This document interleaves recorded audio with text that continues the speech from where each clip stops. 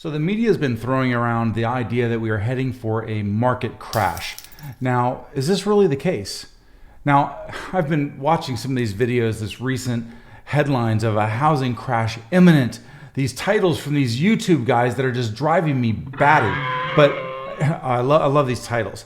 Mortgage rates explode and buyer demand collapses. I mean, I don't know if you've been hiding under a rock, but the buyer demand has not collapsed.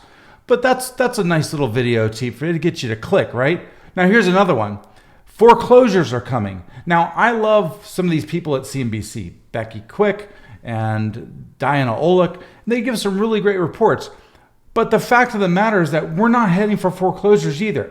But the question is, how do we know we're not headed for a market crash? To answer this question, we need to look at the number one law of economics, supply and demand. Stay tuned.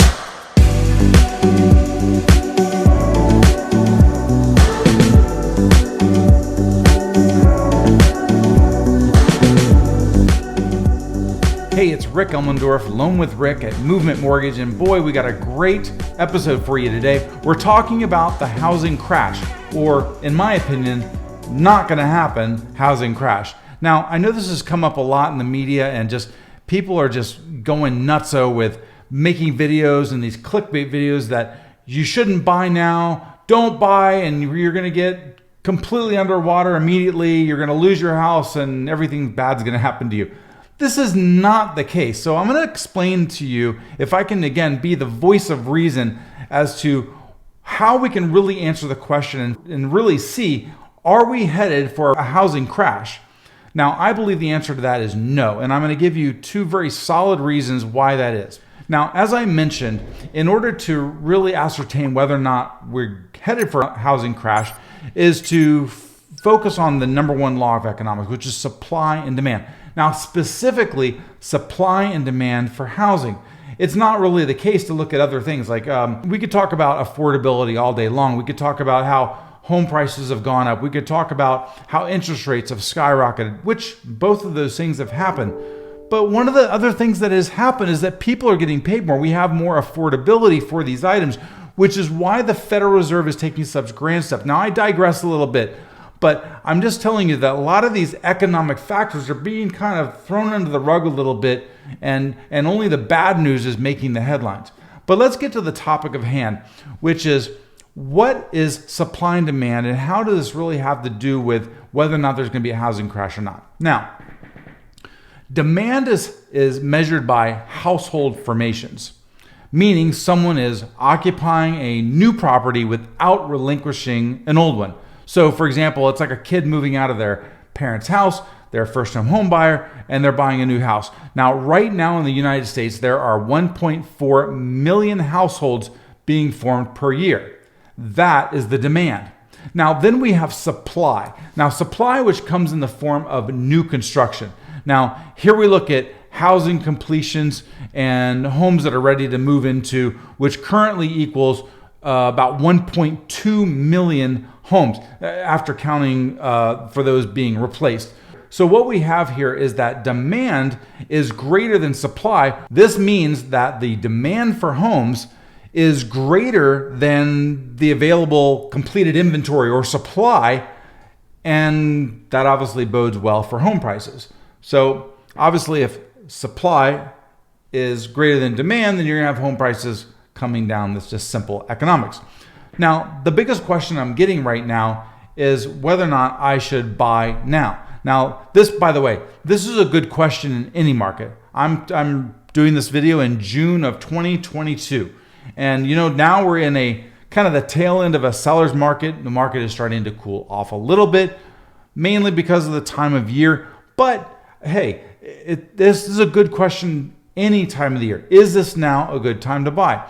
Now, to answer this question, whether or not it's a good time to buy now, is to look at appreciation in your given market. And in fact, we can go down to actually as granular as the home itself. So what I wanted to do is to kind of go over a scenario that I did. We have an appreciation calculator that we use in my business. So I just pulled up this home on Zillow. It's a home in Fairfax County. We can do it in pretty much across the country, anywhere. Just get an address and we can plug it into our model. So this is a single family home, Annandale, Virginia, 3,500 square feet home. It's built in 2008. and pretty nice house. So I can't believe actually it's selling for only $500,000. It's actually kind of nuts. So this is the appreciation calculator. And what I did was I put together a location here, and I put the address there. I just put in from Zillow the starting home price. I just used a 5% down and estimated closing costs on that, not including prepaids, which is to set up your escrow account. I used a 5-year to review, and we're using basically what's called a forecasted and a historical appreciation model. Now you notice I'm not going crazy here and saying, oh, homes are going to appreciate 15%. No, I'm going over forecasted and historical appreciation. As you can see, the forecasted appreciation rate is going down to 4.21%. Now, I personally believe that's a little bit on the low side because I think we still have a tremendous appreciation in front of us, even with the rising rates. And I'm going to share with you one other thing that's going to help us down the road in the housing market. But basically, this thing spits out a nice little report. It talks about the appreciation after 5 years.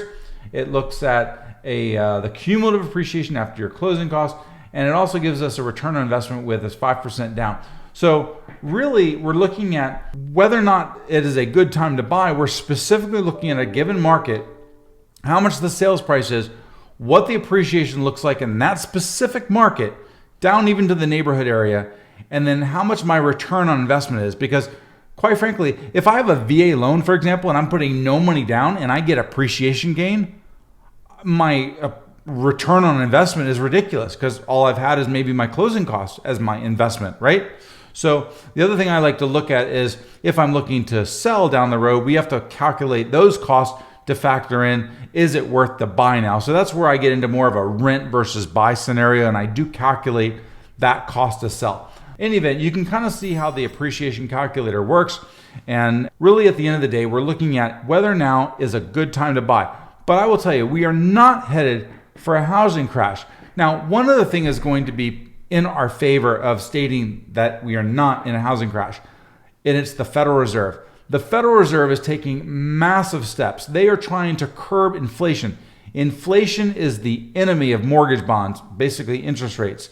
The higher the inflation rate is, the higher the mortgage rates is. Now, we've all seen interest rates rise tremendously in the last, since January, 6th January, and then again, a massive change in March, and again, just recently with the surprise Fed hike. Now, the job of the Federal Reserve is to curb inflation. What Jerome Powell has basically said in interviews is that they're going to use every single resource available to them to get inflation down to that 2 to 2.5% mark. We've got to be at like 9% or higher right now.